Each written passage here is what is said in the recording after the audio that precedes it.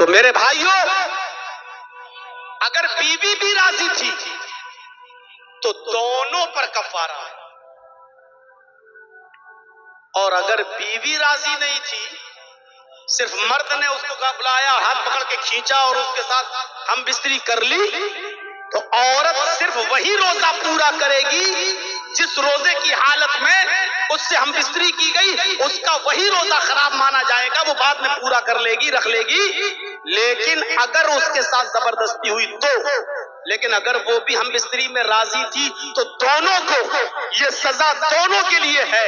اور وہ سزا کیا ہے کہ مرد بھی ایک غلام آزاد کرے گا اور عورت بھی ایک غلام آزاد کرے گی۔ پھنس گیا ہوگا بیچارہ پوچھنے والا، اب سوچ رہا ہوگا کہ اب تو وہی جانتا ہوگا کہ دونوں راضی تھے کہ ایک راضی تھا، اب تو وہی جانتا ہوگا نا۔ تو ایک غلام آزاد کرے گا مرد، اور اگر عورت بھی راضی تھی تو وہ بھی ایک غلام آزاد کرے گی۔ دیکھیے غلام کو آزاد کرنے پر کتنا زور دے رہے محمد رسول اللہ صلی اللہ علیہ وسلم، اس غلامی کی زنجیر سے نکالنے کی کیا مہم چلائی اللہ کے نبی نے۔ اور اگر ایک غلام آزاد کرنے کی طاقت نہ ہو تو وہی 60 روزے مسلسل کنٹینیو پے در پہ، اگر صرف مرد راضی تھا عورت نہیں تو صرف مرد پورے کرے گا، عورت صرف وہی ایک روزہ پورا کرے گی، بقیہ 60 نہیں۔ لیکن اگر عورت بھی راضی تھی تو عورت وہ روزہ بھی پورا کرے گی اور بعد میں 60 روزے بھی مسلسل کنٹینیو پے در پہ وہ بھی رکھے گی۔ اور اگر روزہ رکھنے کی بھی طاقت نہیں ہے تو پھر 60 مسکینوں کو کھانا کھلائے گا، یہ مرد بھی، اور اگر عورت رضامند تھی تو عورت بھی، اور عورت راضی نہیں تھی تو عورت پھر 60 مسکینوں کو کھانا نہیں کھلائے گی۔ تو غلامی کی زنجیروں کو اس طریقے سے توڑا گیا ہے میرے بھائیوں۔ یہ مہم چلائی تھی محمد رسول اللہ صلی اللہ علیہ وسلم نے۔ حضرت عمر فاروق رضی اللہ تعالیٰ نے ایک جنگل میں تھے اور وہاں ایک چرواہا بکریاں چرا رہا تھا۔ حضرت عمر فاروق کو بھوک لگی، آپ اپنے ساتھیوں کے ساتھ اس کے پاس گئے، آپ نے کہا کیا تم بکریاں چراتے ہو؟ اس نے کہا ہاں۔ آپ نے کہا بیعنی شاطن، کیا ایک بکری بیچو گے؟ اس نے کہا نہیں، یہ بکری میرے مالک کی ہے، میں نہیں بیچ سکتا، میں تو غلام ہوں اپنے مالک کا، میں نہیں بیچوں گا۔ حضرت عمر نے کہا بکری ایک مجھے بیچ دو، میں اس بکری کو ذبح کرنے کے بعد اس کی کھال اتار کر تمہیں دے دوں گا۔ تم اپنے مالک سے یہ کہہ دینا کہ جنگل میں بکریاں چراتے چراتے دور نکل گیا اور ایک بھیڑیے نے ایک بکری کو مار ڈالا، بھیڑیے نے ایک بکری مار ڈالی، ایک بکری کھا گیا۔ تمہارا مالک تمہیں کچھ نہیں بولے گا کیونکہ جنگل میں اکثر بھیڑیے بکریوں پر حملہ کرتے رہتے ہیں۔ اس نے حضرت عمر کو دیکھا، وہ جانتا نہیں تھا کہ یہ امیر المومنین ہے، یہ حضرت عمر ہے، وہ پہچانتا نہیں تھا۔ حضرت عمر فاروق کی بات سن کر ہنسنے لگا، کہنے لگا رے جاؤ یار اپنا کام کرو۔ وہ پھر بکریاں چرانے لگا۔ حضرت عمر نے اس کا امتحان لیا، کیوں نہیں بیچو گے؟ تم جتنی قیمت مانگو گی اتنی قیمت تمہیں دے دی جائے گی۔ ارے غلامی کرتے ہو تم بھی، ان روپیوں کی اس درہم کے مالک بن جاؤ گے جو میں تمہیں دوں گا۔ بتاؤ کتنے درہم لوگے؟ اپنے مالک سے جھوٹ بول دینا۔ ایک بکری بھیڑیا کھا گیا۔ اس نے جب دوبارہ حضرت عمر فاروق سے یہ سنا تو چیخ کر کہنے لگا این اللہ، این اللہ، پھر اللہ کہاں ہے، پھر اللہ کہاں ہے؟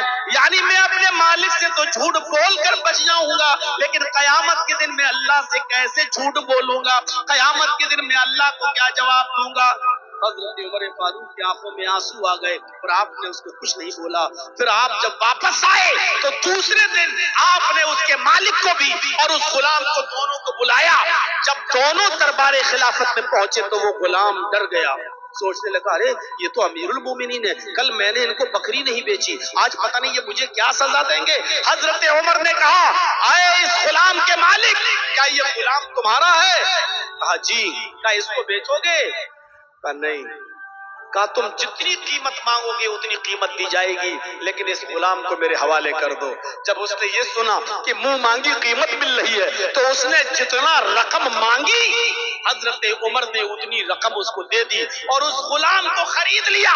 وہ سمجھو کہ اب مجھے عمر غلام بنا کر رکھیں گے، لیکن جب مالک چلا گیا غلام بیچ کر، حضرت عمر نے اس غلام کو آزاد کر دیا اور کہا کہ تم نے کل جو کہا این اللہ اللہ کہاں ہے، اللہ کے ڈر کی وجہ سے، اللہ کے خوف کی وجہ سے تم نے اس بکری کو نہیں بیچا، جبکہ دولت تمہیں مل رہی تھی، رقم تمہیں مل رہی تھی، اس کے باوجود تم نے نہیں بیچا۔ تم عمر سے نہیں ڈرے، عمر کے رب سے ڈرتے ہو، اس لیے میں تمہیں آزاد کر رہا ہوں۔ جاؤ اب تم آزاد ہو، ابھی تم اپنے مالک کے انڈر میں تھے، اس لیے تم اپنی مرضی کے مطابق نمازیں نہیں پڑھ سکتے تھے، نفلی روزے نہیں رکھ سکتے تھے، رات میں تہجد نہیں پڑھ سکتے تھے، کیونکہ تمہارا مالک تم سے جب کام کرائے گا تب تمہیں کام کرنا ہوتا تھا۔ اب میں نے تمہیں آزاد کر دیا، جاؤ اب تم اللہ کی عبادت کرو، یہی کلمہ اختیار کیے رہنا، یہی کلمہ اختیار کیے رہنا اور اسی طریقے سے اللہ سے ڈرتے رہنا، یہی کلمہ کل قیامت کے دن انشاءاللہ تمہیں جہنم سے بھی آزادی دلائے گا۔ تو غلام کو آزاد کرنے کی ایک مہم چلائی تھی جناب محمد رسول اللہ صلی اللہ علیہ وسلم نے، اس طریقے سے غلاموں کو آزادی ملتی۔ ایک اور چیز پر نظر ڈالیے، انسانیت پیروں تلے روندی جا رہی تھی۔ وَكَرَّمْنَا بَنِي آدم، ہم نے ابن آدم کو، ہم نے آدم کی اولاد کو باعزت بنایا۔ سب سے زیادہ باعزت کوئی مخلوق ہے تو انسان ہے، اور اللہ نے ساری انسانیت کے بارے میں کہا وَكَرَّمْنَا بَنِي آدم، صرف مسلمان کو نہیں، وَكَرَّمْنَا بَنِي آدم، ہم نے آدم کے ہر بیٹے کو مکرم باعزت بنایا ہے۔ لیکن یہ درختوں کے سامنے جھکنے، پتھروں کے سامنے جھکنے لگے۔ محمد رسول اللہ نے ان کو سمجھایا کہ لوگوں، یہ پتھر تم سے افضل نہیں ہے، یہ لکڑیاں تم سے افضل نہیں ہے، یہ درخت تم سے افضل نہیں ہے، یہ ساری چیزیں اللہ نے تمہاری خدمت کے لیے پیدا کی ہیں، یہ ساری چیزیں تمہارے لیے پیدا کی گئی ہیں، تم ان سے خدمت لو، تم ان سے فائدہ اٹھاؤ، اور تم انہی کے سامنے جھک رہے ہو، انہی کے سامنے انہی کی عبادتیں کر رہے ہو۔ کوئی لات کے سامنے جھکتا، کوئی منات کے سامنے جھکتا، کوئی عزا کے سامنے جھکتا، کوئی ود کے سامنے جھکتا، کوئی سہا کے سامنے، کوئی یغوث کے سامنے، کوئی یعوق کے سامنے، کوئی نصر کے سامنے۔ خانہ کعبہ میں 360 بت اور مورتیاں رکھی ہوئی تھی، لوگ ان کے سامنے پتھروں کی مورتیوں کے سامنے جھکا کرتے تھے۔ محمد رسول اللہ صلی اللہ علیہ وسلم نے ان کو بتایا کہ یہ پتھروں کی مورتیاں ہیں، ان کے سامنے مت جھکو۔ قولوا لا الہ الا اللہ تفلحوا، لوگوں لا الہ الا اللہ کہہ دو تم کامیاب ہو جاؤ گے، لوگوں لا الہ الا اللہ پڑھ لو تم کامیاب ہو جاؤ گے۔ ایک اللہ کی عبادت کی طرف بلایا انہیں، ایک اللہ کی عبادت کی طرف آؤ، ایک اللہ کی عبادت، درختوں کے سامنے نہیں، پتھروں کے سامنے نہیں، چاند و سورج کے سامنے نہیں، ایک اللہ کو سجدہ کرو۔ آپ نے معاشرے کو، سماج کو مورتیوں کی پوجا، پتھروں کی پوجا، درختوں کی پوجا سے معاشرے کو اور سماج کو آپ نے صاف کیا ہے۔ معاشرے میں کتنا اندھیرا تھا، کتنی جو ہے ضلالت اور گمراہی تھی، محمد رسول اللہ نے اس طریقے سے انسان کو مکرم بنایا کہ تم پتھروں کے سامنے جھکتے ہو، تم لکڑیوں کے سامنے جھکتے ہو۔ اور خود حال یہ تھا کہ جب فتح مکہ ہوا، جب مکہ فتح ہوا تو اللہ کے نبی صلی اللہ علیہ وسلم مکے میں خانہ کعبہ میں داخل ہو گئے، 10,000 صحابہ آپ کے ساتھ تھے۔ سب سے پہلے فتح مکہ کے دن آپ خانہ کعبہ میں گئے اور خانہ کعبہ میں 360 مورتیاں رکھی ہوئی تھی۔ اللہ کے نبی نے سب سے پہلے انہی مورتیوں کو توڑا، انہی مورتیوں سے خانہ کعبہ کو پاک کیا۔ آپ حضرت علی کے کندھے پر سوار ہو گئے، حضرت علی بیٹھ گئے، اللہ کے نبی حضرت علی کے کندھوں پر سوار ہو گئے، حضرت علی اللہ کے نبی کو لے کر اٹھ گئے، اللہ کے نبی کے ہاتھ میں چھڑی تھی، لکڑی کی چھڑی تھی، اور آپ ایک ایک چھڑی سے ایک ایک بت کو گراتے جاتے، ایسے یہ بت کو مارا، اوپر سے نیچے گرا، ٹکڑے ٹکڑے ہو گیا، دوسرا بت گرایا، ٹکڑے ٹکڑے ہو گیا، تیسرا بت گرایا، زمین پہ گرا، ٹکڑے ٹکڑے ہو گیا۔ آپ اسی چھڑی سے ایک ایک کر کے بت کو گراتے جاتے، اور ہر بت کو گراتے وقت یہ کہتے جاتے، جال حق و زہق الباطل ان الباطل کان زہوقا، حق آ گیا اور باطل مٹ گیا، حق آ گیا اور باطل مٹ گیا، اور باطل کو تو مٹنا ہی تھا، حق آ گیا اور باطل مٹ گیا، باطل کو تو مٹنا ہی تھا۔ اس طریقے سے آپ نے خانہ کعبہ کو پتھروں کی مورتیوں سے اور بتوں سے صاف کیا۔ توحید کی دعوت ایسی تھی کہ ایک مرتبہ آپ کہیں بیٹھے ہیں اور کسی صحابی نے یہ کہہ دیا، ما شاء اللہ وما شئت، جو اللہ چاہے اور آپ چاہے۔ گفتگو کرتے کرتے نکل گیا اس کی زبان سے، ما شاء اللہ وما شئت، جو اللہ چاہے اور آپ چاہیں۔ تو اللہ کے نبی صلی اللہ علیہ وسلم نے اس صحابی سے کیا کہا، سنیے، اجعلتنی ندا، کیا تو نے مجھے اللہ کے ساتھ شریک کر دیا، مجھے اللہ کا شریک بنا دیا؟ یہ تمہاری ہمت کیسے پڑی؟ کیا مجھے اللہ کے برابر لا کر کھڑا کر دیا تم نے؟ نہیں، تم صرف اتنا بولو، ماشاء اللہ، جو اللہ چاہے۔ یہ مت کہو جو اللہ چاہے اور جو آپ چاہیں، نہیں، کہو ماشاء اللہ وحدہ، جو صرف اکیلا اللہ چاہے۔ اس طریقے سے آپ نے توحید کی دعوت دی۔ ہجرت کر کے مکہ سے مدینہ جا رہے ہیں، سارے لوگ نبی کی منظر کو دیکھ رہے ہیں، عورتیں بھی خانے میں، عورتیں بھی مدینے کی چھتوں پہ چڑھی ہوئی اس منظر کو دیکھ رہی ہیں۔ عورتوں میں دیکھنے کا جذبہ زیادہ ہوتا ہے، ابھی کوئی بارات جا رہی ہو نا تو عورتیں چھتوں پہ چڑھ کے دیکھتی ہیں دولہا کیسا ہے۔ یہ عورتوں میں بڑی بری بیماری ہوتی ہے، وہ دولہو دیکھتی ہے کیسا ہے اور دلہن بھی دیکھتی ہے کیسے، اور مرد دولہا کو نہیں دیکھتا ہے، مرد کوشش کرتا ہے کہ اس کی بیوی دکھ جائے کیسی ہے، اور دیکھنے کے بعد کہتا ہے پہلوئے حور میں لنگور خدا کی قدرت، اس لنگور کو حور کیسے مل گئی؟ وہ ایک الگ بات ہے۔ عورتیں آج چھتوں پہ چڑھ گئی، نبی آ رہے ہیں، اللہ کے رسول مکے سے مدینہ آ رہے ہیں، اب ہمارے یہاں رہیں گے، نبی کو دیکھنا چاہتی ہے، اور اللہ کے رسول اپنی اونٹنی پر بیٹھے ہوئے ہیں اور تشریف لا رہے، چل رہے، برابر آ رہے ہیں اللہ کے نبی۔ چھوٹی چھوٹی بچیاں ڈھول بجا رہی ہیں، چھوٹی چھوٹی بچیاں دف بجا رہی ہیں، دف ڈھول، ایسے ڈھول دف بجا رہی ہیں اور بجاتے ہوئے یہ گیت گا رہی ہیں، طلع البدر علینا من ثنیات الوداع وجب الشکر علینا ما دعا للہ داعی۔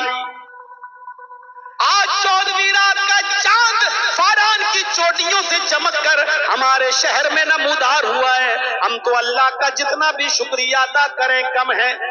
اللہ کے نبی ان بچیوں کی زبان سے جب یہ شعر سنتے ہیں تو مسکرا رہے ہیں، ہنس رہے ہیں۔ جب قریب آئے تو ان لڑکیوں نے نبی کو دیکھا اور دیکھ کے کہا فینا نبی یعلم ما فی غد، آج ہمارے پاس ایک ایسے نبی آئے ہیں جو کل کی بات بھی جانتے ہیں، کل کیا ہونے والا ہے اس کا بھی علم رکھتے ہیں۔ اللہ کے نبی اپنی اونٹنی سے اترتے ہیں اور ان بچیوں کے پاس آتے ہیں اور آ کر کہتے ہیں دعی حاضی وقولی کنت تقولین ما کنت تقولین، آئے بچیوں یہ جملہ جو پڑھ رہی ہو وہ تم چھوڑ دو، ہمارے درمیان ایک ایسے نبی آئے جو کل کی بات بھی جانتے ہیں. یہ جملہ نہ پڑھو, یہ جملہ چھوڑ دو, جو تم پہلے پڑھ رہی تھی وہی پڑھو. طلع البدر علینا من ثنیات الوداع وجب الشکر علینا ما دعا للہ داعی.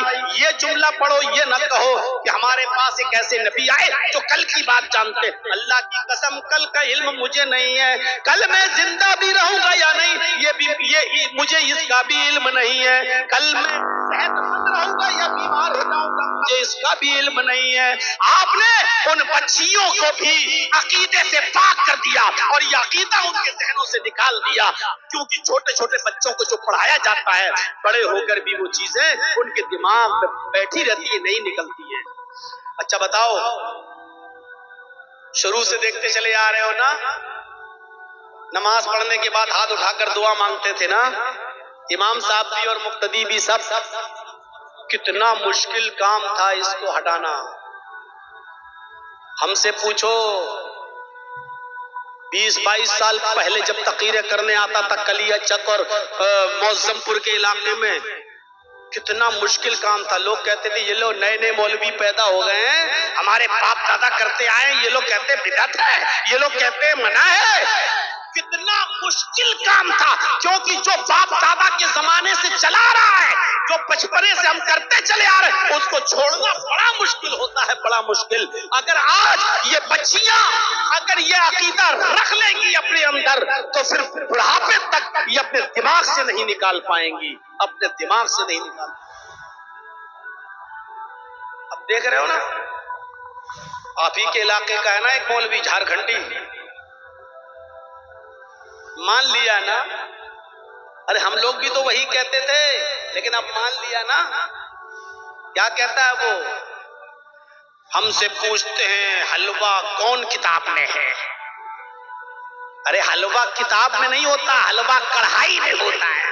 ارے اللہ کے بندے, یہی تو ہم پوری زندگی کہتے آئے ہیں کہ تمہارے پاس کتاب و سنت کی کوئی دلیل نہیں ہے حلوے کی. وہ خود کہتا ہے تم ڈھونڈتے رہو کتاب میں, ہم کھاتے رہیں گے کڑھائی میں. وہ کوئی مولوی تو ہے نہیں, عربی مدرسے کا ایک کلاس بھی نہیں پڑھا ہوا ہے, وہ تو کپل شرما سمجھ لو, یا پاکستان کا اس کو وہ عمر شریف سمجھ لو, بس اس سے زیادہ اس کی کوئی حیثیت نہیں. اس کو اسی لیے بلاتے بھی ہیں. پٹاخے کے بارے میں کیا بولتا ہے آپ تو جانتے ہی ہیں کہ اگر شادی میں پٹاخہ بجانا سنت ہوتا تو ہم پٹاخہ تھوڑی, ہم تو بم لے کے جاتے, بم سمجھی کے گھر میں چھوڑ دیتے ڈائریکٹ جنت. اب اس سے بڑا مذاق اور کیا ہو سکتا ہے. تو میرے بھائیوں, اب لوگ ماننے لگے ہیں کہ ہم جو حلوہ کھاتے ہیں اس کی کتاب و سنت میں کوئی دلیل نہیں ہے, وہ کڑھائی ہے. تو یہ تو ہم پہلے ہی کہتے ہیں کہ تمہارے سارے تیوہار کھانے پینے کے ہیں. محرم پہ کھچڑا, ربیع الاول میں بریانی, 11ویں میں بڑے پیر صاحب کے نام پر بریانی کی دیگ, رجب میں کونڈے, شعبان میں حلوہ, رمضان میں تو پوچھو مت. زندگی بھر سب کھاؤ, اور جب تک زندہ رہو پیر بن کے مرید سے کھاؤ, اور جب مرید کے ہاں کوئی مر جائے تو مرنے والے کے نام پہ بھی کھاؤ. وہ مر گیا, ہاں, اب اس کی آتما کو شانتی نہیں ملے گی. تیجا کر, 10واں کر, 20واں کر, 40واں کر, اور بے غیرت 40واں بھی کھانے کے بعد کہتا برسی کر, ہر سال کھلا مرنے والے کے نام پہ. میری ایک چچیری بہن کی شادی ہوئی ہے جسونت نگر, اٹاوا سے تھوڑی دور ہے, میں, اور وہ وہاں ایک بھی اہل حدیث نہیں ہے, ٹوٹل پورے لوگ ٹی ٹی ایس کی فل فارم آپ جانتے ہی ہوں گے, بتانے کی ضرورت نہیں. ارے بتا دیتا ہوں کسی کے باپ کا کیا جا رہا ہے. ٹناٹن سنی. تو ایک بار وہاں کوئی گمی ہو گئی تو میں نے زور دیا گھر والوں نے کہ جاؤ بیٹا چلے جاؤ وہاں, دور کے رشتے, تمہاری بہنی لگتی ہے وہ, چلے جاؤ. میں گیا, آپ نے کہا چلو جانے میں کیا, عیادت تیماردار اس میں جانے میں کوئی دقت نہیں ہے. چلا گیا میں, گیا تو کیا دیکھا ہوں, وہاں ایک اونچی پگڑی باندھے, لمبا چوڑا موٹا تازہ ایک مولوی پہلے سے لیٹا ہوا ہے, براجمان ہے. ہم جا کے اپنے بہن کے یہاں بیٹھ گئے, وہ پانی وانی چائے وائے بنا کے لانے لگی, اور ہم دوسرے ڈریس میں تھے, ٹوپی اوپی نہیں پہنے ہوئے تھے.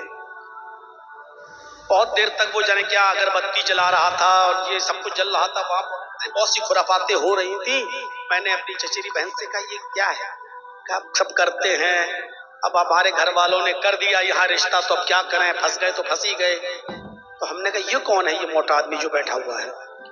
تو ارے یہ یہاں کا سب سے بڑا مولوی ہے, میں نام نہیں لوں گا, وہ بہت مبارک مولوی ہے, اس کا نام لینے سے پہلے ہمیں وضو بنانا پڑے گا.